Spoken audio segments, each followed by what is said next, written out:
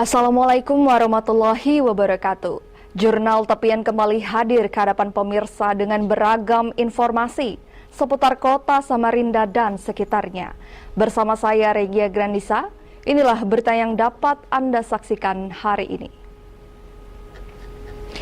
Ibu Kota Negara Baru Indonesia atau IKN, Kota Nusantara terus menarik minat investor dari dalam dan luar negeri. Badan Otorita IKN yang bertanggung jawab atas pembangunan IKN optimistis bahwa investasi di kota cerdas ini akan terus meningkat pada 2024. Menurut Bambang, dana yang dibutuhkan untuk membangun IKN sekitar 466 triliun, dengan sekitar 19-20% berasal dari anggaran pendapatan dan belanja negara atau APBN.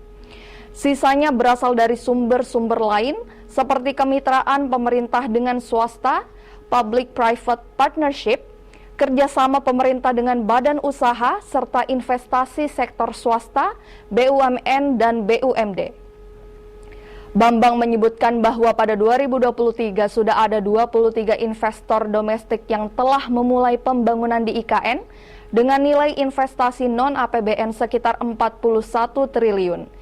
Investor-investor ini berasal dari berbagai sektor, seperti perumahan, perdagangan, industri, pariwisata, dan lain-lain. Bambang juga mengatakan bahwa Presiden Jokowi akan kembali melakukan peletakan batu pertama untuk pembangunan fisik baru di IKN pada Januari hingga Februari 2024. Pembangunan ini akan melibatkan sekitar 15 investor, baik domestik maupun asing. Bambang menegaskan bahwa Badan Otorita IKN terus berkomitmen untuk mendorong realisasi investasi di IKN.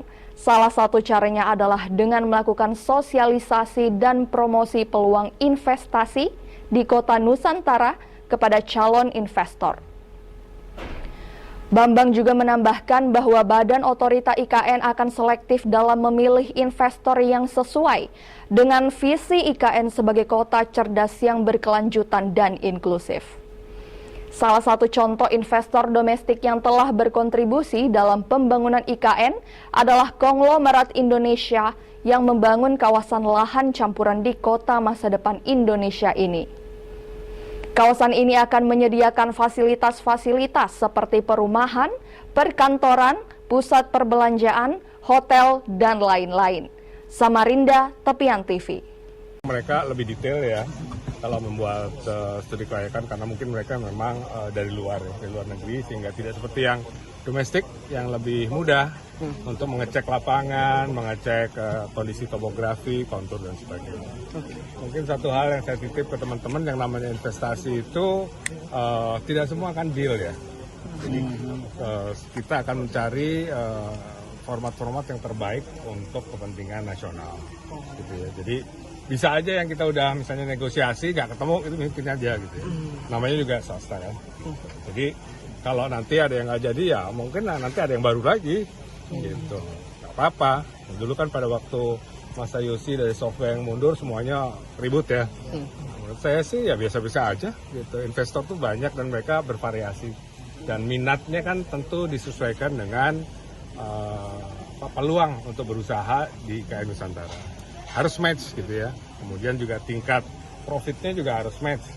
Kami tentu ingin melihat bahwa yang wajar gitu ya, profit yang wajar dan kemudian juga yang paling menguntungkan untuk negara.